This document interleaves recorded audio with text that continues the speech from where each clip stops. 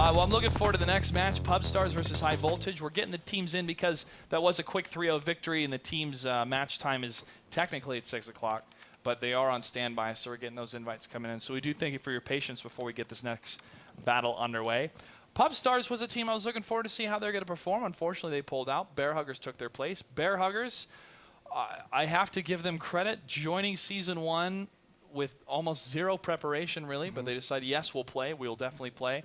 Didn't really finish out in the top, more towards the bottom of the top 16 or the 16 players, but they filled the gap that was necessary. And with Pubstars, I haven't been able to speak to them. I wonder if it's a completely new group or different members compared to Season 1. Just looking at it right now, we got Indy, Captain No Pants, and Red Paradise in there. All three of those players we've seen their familiar faces in the WGLNA Season 1. Which tells me that a lot of these teams, even top teams, Nerve, top 8 team in WGLNA, broke up a little bit. You know, they're not the same because Indy, one of the leaders in that team, is now over here on Pubstars. And that, some people are surprised by it. I'm surprised by that.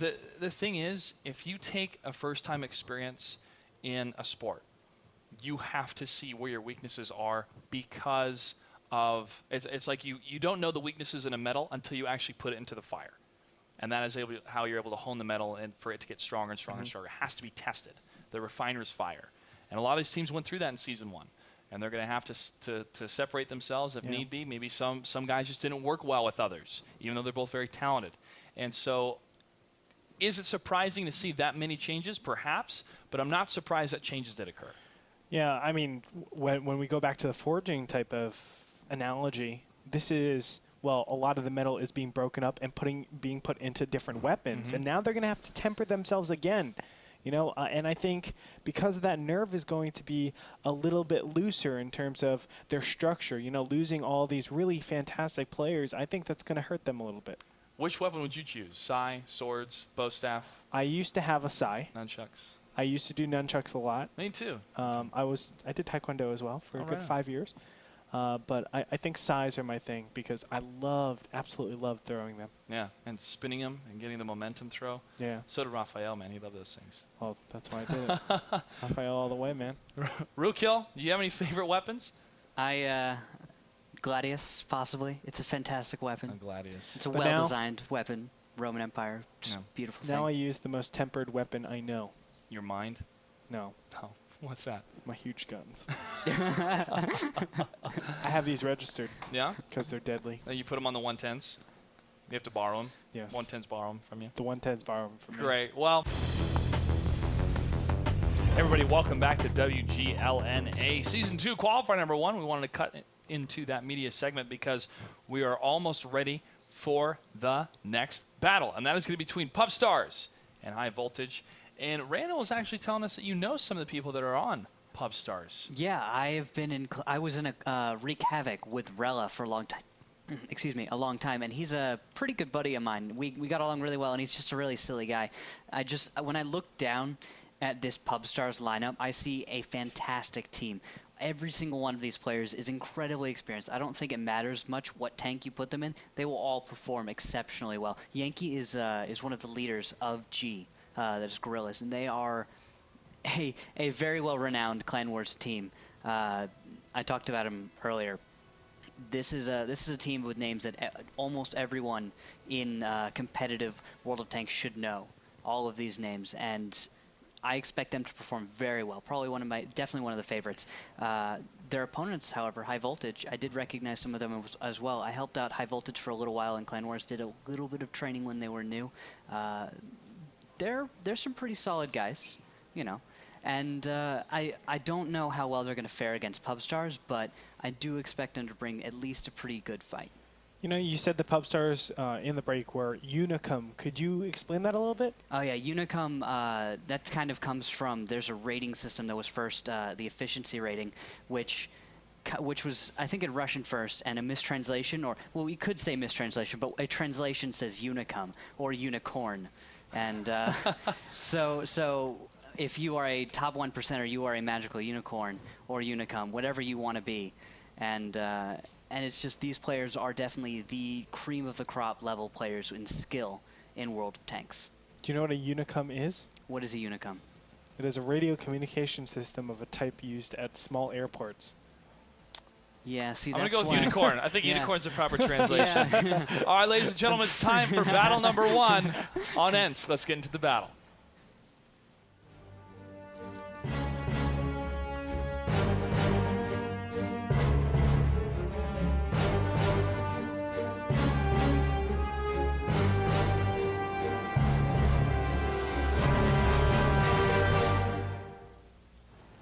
And here we go, battle number 1 of Pubstars versus High Voltage. To the south, we have the red team, which is Pubstars.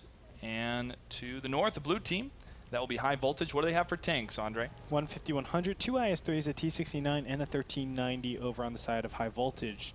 Same thing as yesterday, mind you. The other side is 250, 100s, 2 IS-3s, and a T-69. That's the more standard thing. Rella taking a big shot already, 956 hit points. And Randall, on the map itself, we're all seeing a couple shots fired, but this might be a bit of a standstill as we see sometimes on ENSC when they get behind the buildings and no one crosses in between. But what are you seeing to the north side? Could they have a strong push if they decide to commit to the east? High Voltage is a very interesting strat, and I'm not quite sure what their approach was. I believe what they were trying to do was they predicted Rella spotting in the T-69, and they used Terrible X to spot, and then they had Vendetta just out of view range, or rather farther out of view range, harder to spot, to actually hit Rella, and now it looks like they're actually going to go east. So at the very beginning, they were prepared for a middle spotter, and now it looks like they're going to go towards the east with that. So a very interesting strat. It looks like they've thought this one out pretty well. I'm impressed with High Voltage's play, but it does look like Pubstars is not going to react much to that, as as High Voltage is doing a very good job of not indicating this movement to their opponents. Yeah, and trying to hide that information is crucial on any map. And that's why you want to try to place those T1 Cunninghams where it can spot potential causeways, alleyways, flanks, anything that could prove to be a weakness for your current strategy. But locked up inside of the city side is Pubstars. And to the north, there is that east push, at least more east movement coming out of High Voltage. Now, High Voltage could move further into the east, but that one T1 Cunningham to the very south for Pubstars could see that movement, could see that spot, and then the red can move into a flag cap, because that railroad track, very tough to get across, and once you do commit, you're either going south or you're going to have to go back up north in order to get around. Yep. And with that, what they're doing is they're having Terrible X spot, and he's just making rounds about halfway through the map, just waiting to get spotted, making sure very safely that he will not get caught out and destroyed.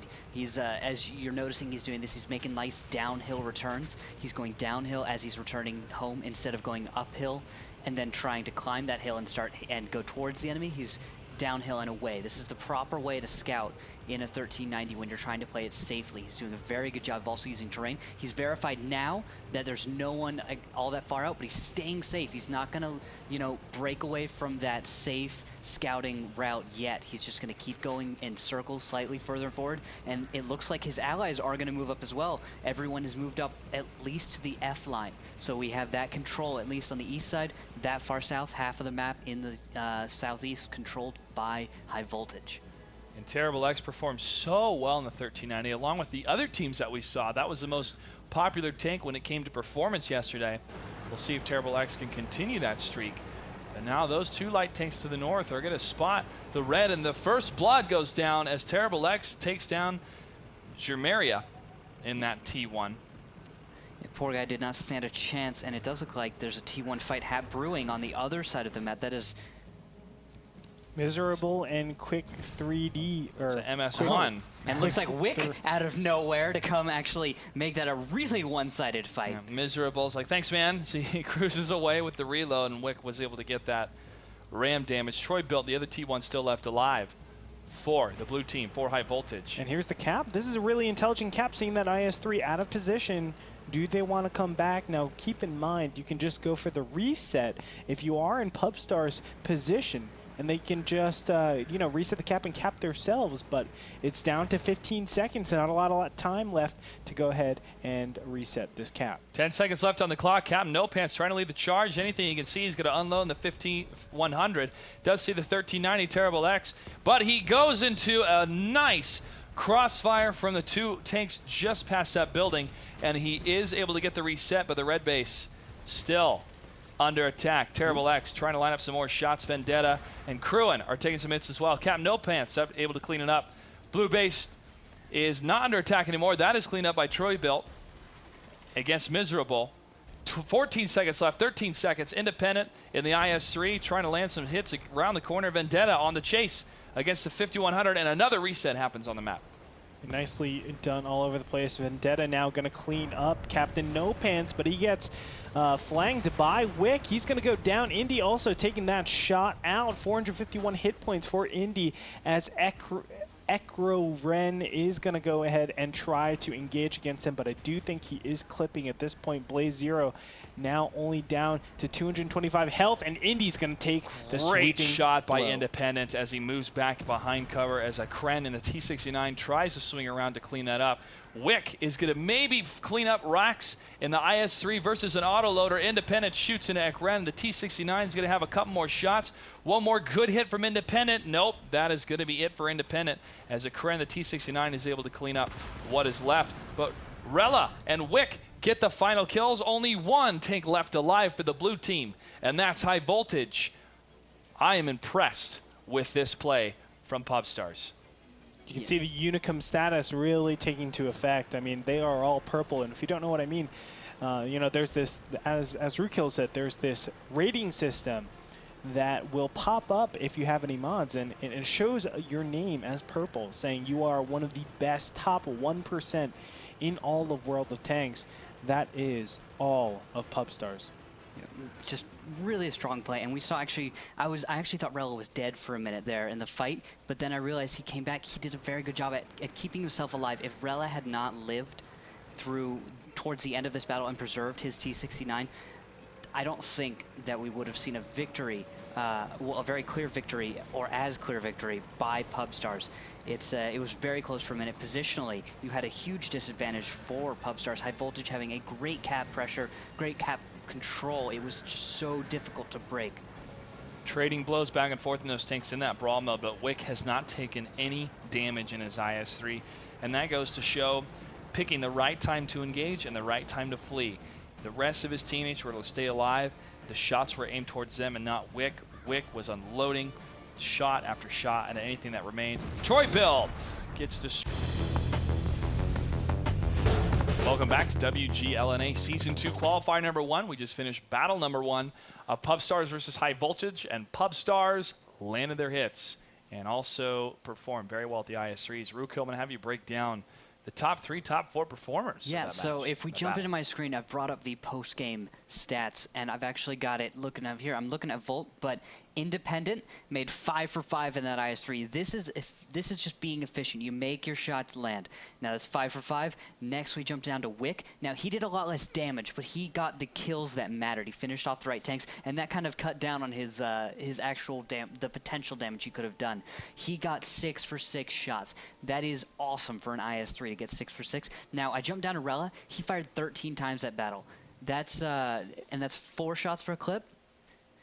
That is a lot of reloads, a lot of action, a lot of keeping his tank alive and just being a nuisance at the proper time. He got 10 shots off.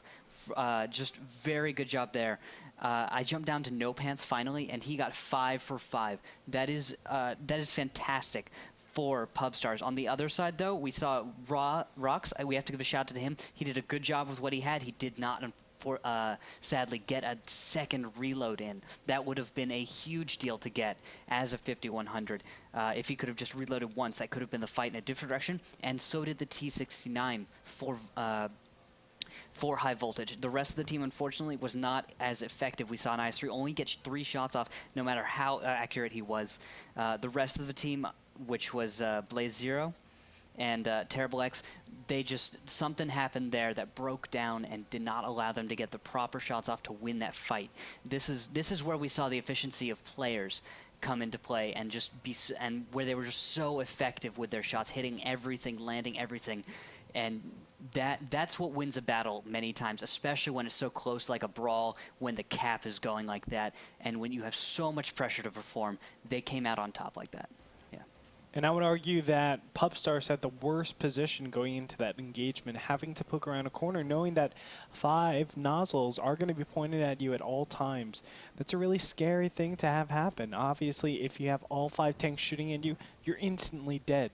But still, Pubstars was able to get the good concave, slowly just approach in and be able to whittle away the health pool of high voltage. Yeah, and especially the IS-3s holding their position while the 5100s are trying to turn the corner to, land those shots, start that reset. But also, if you have a 5100 that it's at 35% HP up against an IS-3 that's about 50%, that AMX 5100 is fast as it can shoot. If one of those shots bounces, or if he only has 2 remaining shots in his drum and one of them doesn't roll high enough, that's it. That IS-3 gets a really good high strike damage. It could be completely over. And we saw that. It's about 400 HP, maybe about 300. One of the 5100s got lit up by one of the T-69s cruising around the corner. IS-3 took it out, shut it down. And when you can't fire, you can't do damage, and that's what happens in World of Tanks. All right, on Abbey will be the next map. Just waiting for the final countdown to finish in the tank selection. And Abbey, a choice going to be for high voltage. Intriguing choice. Yesterday, it was a choice by some teams that we were trying to figure out why they would choose that map because of the defensive play accessible to the team that was in the lead when they only had the play as defensive. Not really the case this time because it's only one battle victory they have to worry against. But Pubstars could play it defensively. Yeah, there are 2 very incredibly defensive places on the western side, both for the north and south position, that cover the cap and basically allow you to reset if there are any potential really fast cap fast.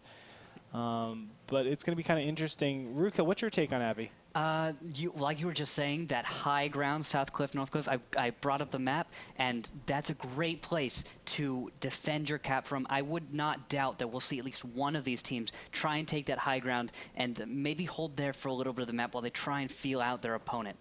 Yeah, we've definitely seen east and west pushes alike on this map, but who knows what we can have for this upcoming match, guys. It's game number 2 between High Voltage and Pubstars. Pubstars up 1-0. Let's head into Abbey.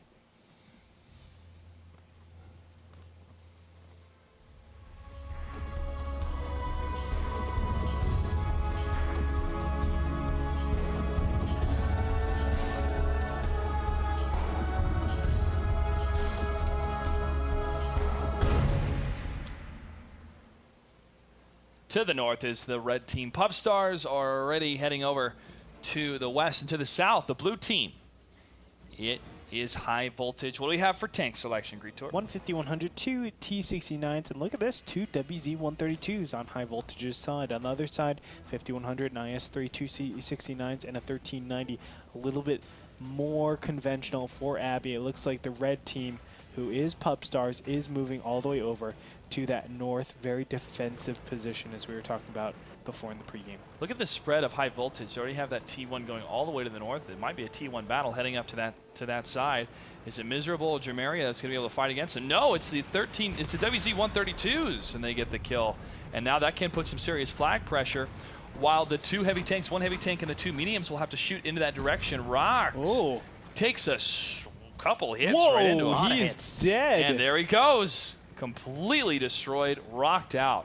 Yeah, Marsh all the way over in, as we were talking about, that north, very defensive position. While that was happening, ECR Ren, he was taking a shot now down to 1,100 hit points. So Miserable is doing good proxy spotting in the center of the map, giving shots for his opponents. But when it comes down to it, High Voltage already so incredibly far down. How do you approach on such a defensive team on Abbey? Cautiously and, well, maybe not so cautiously. Red Paradise taking a couple hits on his side in the 1390. Tracking, or at least trying to track or see the Terrible X. Not in the 1390 this time, in a T69. Shot rings out from Red Paradise. It is not true as it hits the ground just next to Terrible X. And Terrible X could be going for the kill against the T1. Miserable that is still able to scout him. They do see 1 tank still on the field in the red team. And that one does disappear slightly, but Terrible X still in the chase. He gets hit really tough, really hard. 1094 out of 1350. It's going to be tough for him to stay in that fight and try to lock in any more shots, while the heavy tanks and the medium tanks trying to lock it in. Red Paradise trying to lock in a shot on his side, and it is not a hit. 1390, not the most accurate gun, especially further down range, but Terrible X and a Kren are spotted for the red team. Another shot from Red Paradise, but swing and a miss. He's fired enough shots. He's got to be reloading by now. I haven't been able to count, but he's fired a lot. At least 4. And it would be an appropriate time, I'd say, right now for him to reload, maybe try and find that there's another T1 that we know about. It's either that is quick death. He's got to be somewhere, you know, in the south. At least that's what I'd be thinking if I were Pubstars. I'd be saying there's probably a T1 to my south somewhere waiting for someone to come there. So if I'm the 1390, why don't I just, you know, run over there and find that guy and just ram him while I've got a minute? I can't believe I didn't realize it was quick death instead of quick thirth. Smooth. Thanks. Appreciate it. Oh, shots going out again from that 1390 that onto. Have they How spotted? do you say that? ECR Ren? A Kren? I'm pronouncing it a Kren. I'll have to talk to him to find out if he's able to move on in the qualifiers or participates in qualifier number 2. Red Paradise, name I can pronounce, is still able to spot Terrible X because of Mizral's placement in the T1. Holding down the northwestern side. Heavy tanks and 2 medium tanks. Another medium heading to the side of Red Paradise. See if he can try to lock in some shots in the T69. Saying, hey man, you're not able to hit from way across from here. Well, now something has been able to hit Terrible X, and he is getting lit up. IS3 Marsh 166 could be getting that final kill, but the tanks do disappear again. It's as Miserable is gone. It's such a continuous thing. I don't know how they're consistently able to fire against these guys. When, yes, they do have scouts on them, but it's just so thin. Like, they're always in the right position at the right times. Pubstars, unreal. This is an example of what exactly you should be doing with your T1s. This is what I've talked about before. When you have a T1, you make use of it. When it's spotting something or when it's going to die, it better die, and there better be some health traded. A tank better go down, something like that. We're seeing health damage go out on Ikren and on Terrible X that adds up to AT69. So when the fight actually happens, if it does, and we don't actually see, you know, just some kind of amazing push by Pubstars, which just finally breaks the back of this team, it's these T1s that are doing such a fantastic job. Red Paradise able to spot that MS1 just around the corner, but no big tanks on the field have been spotted for the red team against the blue side. But this one light tank, this MS1, can see this T69 and 1390 coming right around the corner here. He did not see the T69. It's going to be a surprise as he shows up right there. Well, he saw him now. Oh, yeah. These are not the droids you're looking for.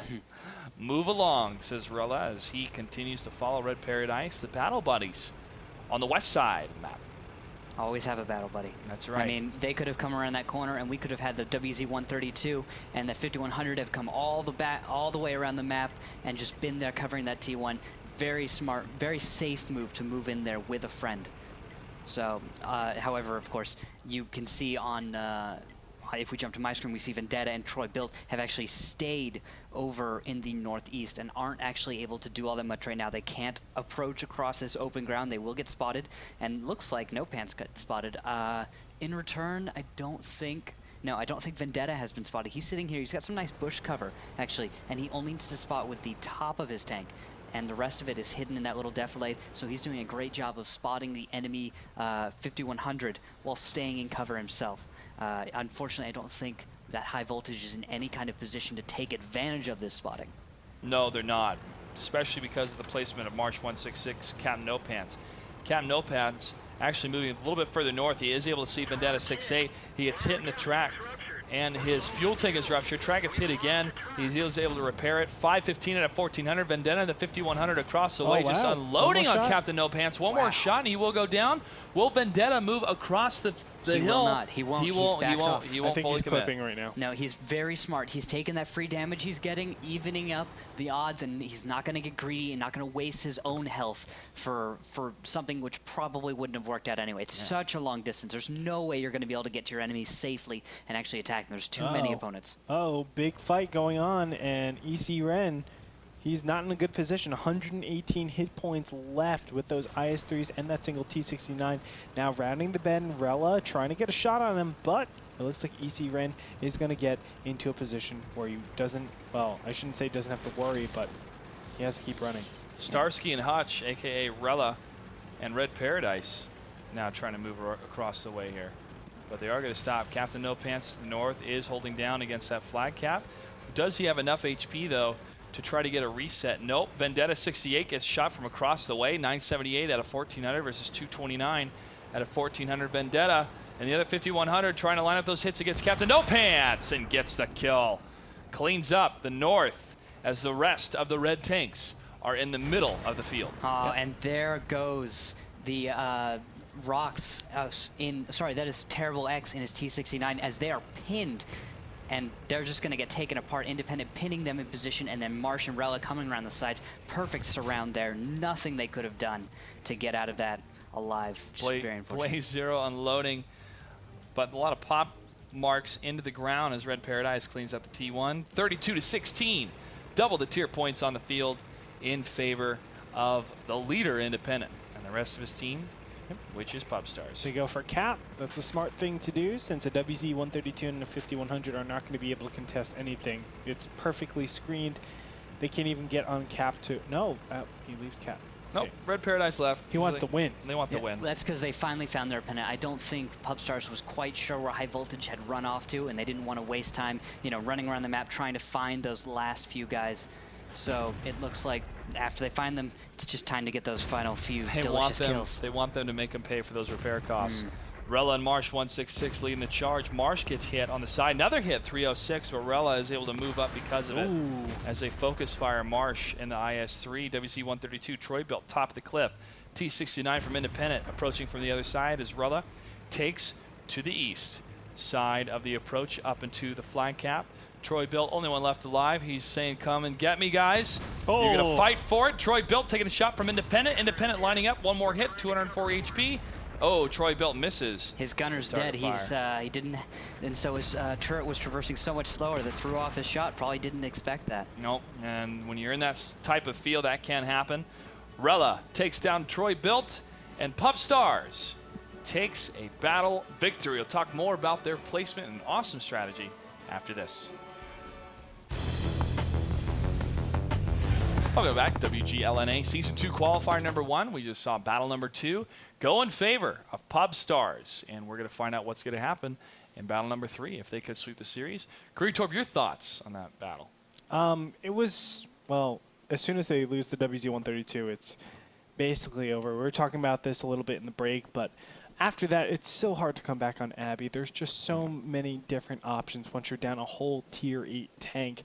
And for a team like Pubstars, they're not going to let that up. They're just going to continue drilling in the advantage until they have the overall win. They even were able to cap it out, and they were like, nope, we want the tank kills. Yeah, we want it. We want them to pay for it. But Rookhill, the WZ-132 fallen, how did that fall? What was the positioning of the red team? So I want to detail first how the opening move went for High Voltage. So as we see in the right side of the screen here, I'm going to just draw these arrows.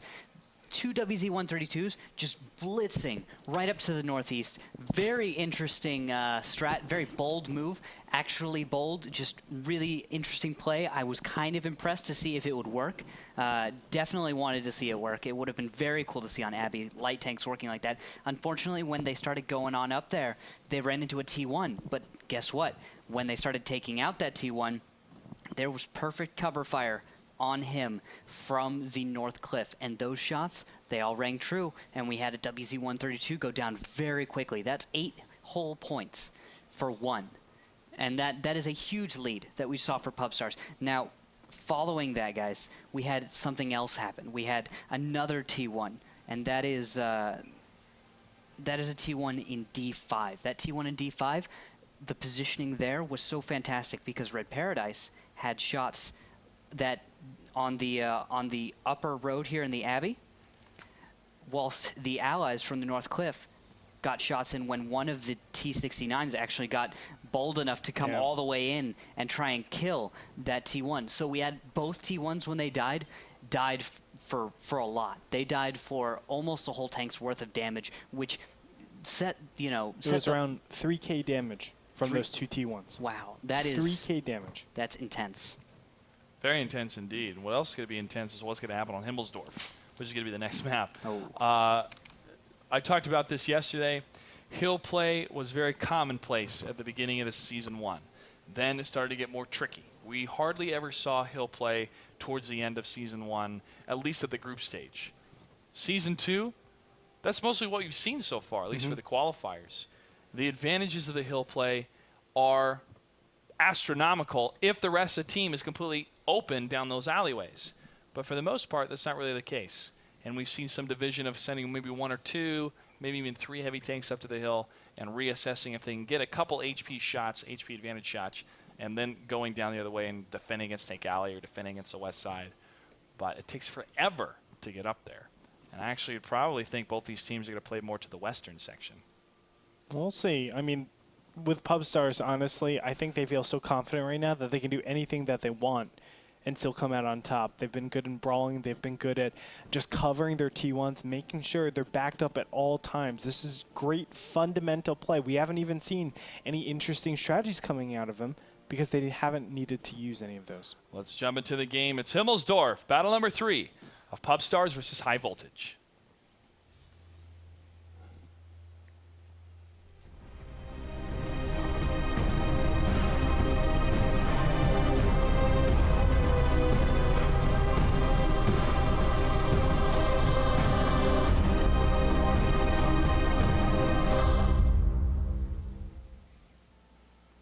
To the south, we have the red team, which is Pubstars. And to the north, the blue team, High Voltage. What do we have for tanks? Greetor? It is a 5100, 2 IS-3, a T69, and a 1390 yet again for High Voltage. On the other side, we have the more conventional 2 IS-3s, 2 T69s. Actually, that's not too conventional. It's usually 2 5100s, but it's only 1 5100 this time. I'm not a fan at all of that 1390. Yeah, it's a really strange tank to bring, and I definitely agree with you on that. It's going to be hard to make it work, I think. But if they can make it work, you know, I want to see how they do it. It's going to have to be incredibly flexible. This 1390 is going to have to skirmish a ton in order to make his hit points pay for what it's worth. I mean, he's going to have to get 2 or 3 shots off for every hit that he will take. Well, if there's anyone that can make it work, it's Terrible X. Yeah. Because he is a fantastic 1390 player from what we have seen so far. And I do want to say, if Terrible X goes one-on-one with, let's say, a T69, the 1390 has like a 50-50 chance of killing the T69 in just 1 round. 7 against a Kren. Shots fired on both sides. But Terrible X, the 1390, could he clean up? No, there's Rella. And Captain No Pants there. He's going to go down. Wow. That was a beautiful play from Pubstars, baiting him out with 7 as the rest of those tanks cruise into the top.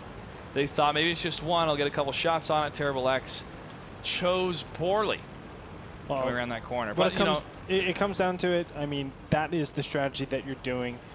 You're kind of trying to escalate the hill. Trying to, you bring 1 tank, I'm going to bring 2 tanks. Yes, of course. Of course, all 5 tanks are all the way up on that hill, so High Voltage just getting the unlucky end of that stick. Yeah, I kind of wish that he circled around to the other side of the castle instead of holding the line with the other tank that was taking a lot of damage around those rubble ruins, because you have a little bit more of an isolated escape path, a bottleneck effect, if you will, with all those tanks trying to go on the other side of the castle. Maybe you could escape. A lot of maybes, though.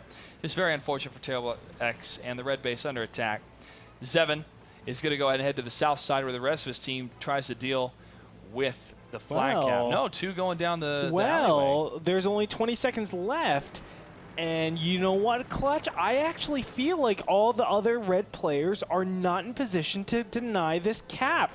10 seconds left, and can they get into position to stop this cap? It's going to be really tight. Fast as he can. I don't think so. 3 seconds left. Rella gets the shot. Are you kidding me? If one person can do it, it's Rella in the T69. He gets some hits on his side as well, but here comes 7 in the AMX 5100. Turning the corner against Ra-X, Blaze 0 and Vendetta 68. I'm sure they're as surprised as we are, as Wick in the IS-3 is going to straight up brawl against the remaining forces. They're able to clean up 1 of the tanks. Blaze 0 taking some shots in the front, the IS-3 on the other side. Vendetta 68 being target fired by 7, and it's going to be an HP share program until Wick is able to get the final kill against Vendetta. Blaze 0 trying to block his shot, but Zevin gets the final hit.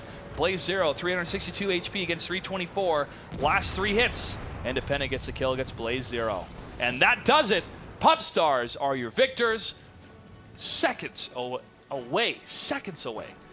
from that being a cap. I'm of the opinion that if those IS-3s were able to hide a little bit more, tuck inside the other tanks, that wouldn't have been a reset. That would have been, we're going into game number 4. But I'm pretty sure that T69 didn't even see them. He just blind fired. That is totally possible that he just fired right then. You know, Rella could do that. I'd see him as one of those people that might think of it. I'd had to ask him myself if he actually saw those tanks. Because for us watching, it looked like he showed up and fired immediately. Yes. I don't think he stopped. I don't think he stopped moving. He just fired on the move. Well, the second he came around that corner, he was just like, I don't care. There's tanks here. I know there's tanks here. I'm just going to let one go. And I know High Voltage did not see him coming in. It was the shot, and then he was spotted. So that really speaks to me that T69 play by Rella was just a blind shot, but that's this type of stuff. I mean, you might as well shoot out and just pray to God you hit. Well, I think it's that sixth sense, if you will, not just the skill for your crew and the tanks, but everything comes together in that one moment. That's and you right. line up that shot, and you don't even have to think. It's a feeling. You press the mouse button, you fire, and you are able to get the reset, which went down 46 capture points from that one hit. That was huge, cutting it in half. And very impressive. You know, I wouldn't even be surprised. I don't think he did, but it would be awesome if he loaded an HE round for that too, because there's no way, right? Like, you wouldn't bring an HE round on a T69. It would be cool. It would be so cool if you brought in a T69 just like, I'm going to bring this for when it's time to stop now, cap. Rukil, can you please explain that to people that maybe are learning World of Tanks, why you'd want to bring an HE round in that type of scenario? Okay. If you know, other scenarios, like, not a T69 generally, but if you were like an IS-3, I definitely bring HE rounds when I'm in like a T32 or an IS-3. If a game goes long, like you're shooting at long range and you can't pen some guy because he's in hull down or he has a perfect reverse angle or something, you can load an HE round and it explodes on the outside, like kind of like a grenade, a very large, very dangerous grenade, and more dangerous grenade relatively, and anyway. And with that, you can do damage even without penetrating. It can be a little bit of damage, but if you hit the right spot, you can do quite a lot of HE damage. With cap, it doesn't matter how much damage you deal. You have to deal at least just a point of damage.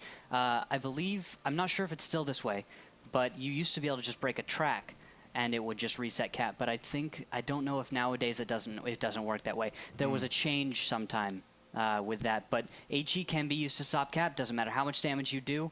Any damage counts for stopping cap, and you can damage more than one enemy if they're really close together, which could add up to a lot of defense points. That is exactly why you would bring an HE round. Thanks, Randall. And it makes sense now that you say it. Yeah. Now I feel like an idiot for saying bring HE rounds in a T69 because... If I was in a T32 and that was happening, I maybe would load an HE round, but I honestly would. But you're looking at like a 25-second cooldown for the HE round if you want to switch over. Well, it just doesn't make sense to do that. It would be awesome if you could bring an HE round and load one HE round in a clip of 4, but you can't. So that'd be so sick, right? Yeah. Like you just click and say, I only want one round, 6 seconds. Yeah, or you like got before an orange the symbol instead of green. Yeah, or like before the game, you're like, I want a clip of 1 HE, 1 heat, 1 AP, 1 heat, just so you have like the perfect rounds that you want, just for the perfect situation. Russian roulette too. You don't know. Maybe it doesn't load in the UI. You don't know which one you're firing. Yeah. Hopefully this one's the right one. That would make autoloaders the most overpowered. That would be incredibly imbalanced. Right, like they could be autoloaders or they could be continuous fire. So I guess it makes sense why they don't do that. Well, I also. APCR rounds is enough for me for a lot of tanks. But I also want to say thank you to High Voltage. You guys played great, especially last night. And today you were able to try to hold your own against Pubstars, a very experienced team, a team that Rukil has played with, some of the team members. So make sure to sign up for Qualifier number 2, and best of luck to you guys in the future. And keep practicing. They have a lot of serious potential, and I feel that they can be a serious contender in WGLNA. Let's go ahead and take a look at the brackets right now and where exactly Pubstars and High Voltage were. They're at the top of the bracket, as I was saying, and Pubstars will match up against Cazadores, one of the lower performing teams in WGLNA, but of course it wasn't the Cazadores that we normally knew, right? Like, I think Cazadores definitely have restructured a lot. They lost a lot of guys. I saw Onizuka on Hunter x Hunter. I also saw a couple of the other guys. I got to clarify. Last night, they talked to me a little bit, and they said it wasn't really like they lost guys. It's more like the second iteration of Cazadores. It's like, you know, they have a team, a main team, but a few other guys are like, hey, let's make a second team and let's grow. Kind of like what you've seen with Simp. You've seen a second and third team grow out because people just want to start their own team, or they want to find some new guys or fresh blood, or just see a different dynamic. And Hunter x Hunter is not like some kind of breakaway. It's just like it's a new Cazadores team, a bunch of really cool guys also in the Cazadores clan who are here to prove that they have what it takes. Well, over on the other side of the bracket, right across from the Cazadores and High Voltage, you have Ermagerd Kernavern waiting for the winner of Super Amigos or Super Amigos and Refuse to Die. This will be our next match for tonight, match number 3. Now, Refuse to Die. You know, I talked to a bag of kittens earlier, and he was saying, yes, we have prepared a lot for this, but we don't think we're necessarily the big favorite going into this. Still, they have turned a couple of heads, but for them to move on, they have to beat Super Amigos and also Ermagerd Kernavern, then to go on most likely Pubstars, or the winner of Pubstars versus Cazadores. But after watching Pubstars, you know, it was very clear that they're a lot better than High Voltage. But High Voltage was very clearly a lot better than their opponents yesterday. So it kind of makes me a little bit scared. Pubstars making High Voltage look really, really silly, going 3-0 against them, and still looking like they could do so much more. We're going to have to find out what's going to happen with the rest of these teams tonight. And then even tomorrow, I'm looking forward to seeing Pubstars versus Cazadores. You know, possibly could be the first match of the night tomorrow night. So you definitely want to stay tuned for that. Tomorrow we'll be going live at 5 o'clock, just like we've been going live all this week. We're going to take a quick break. We come back. We'll be getting the next battle underway, the next match underway with Refuse to Die versus Super Amigos. Don't go anywhere. You're watching WGLNA.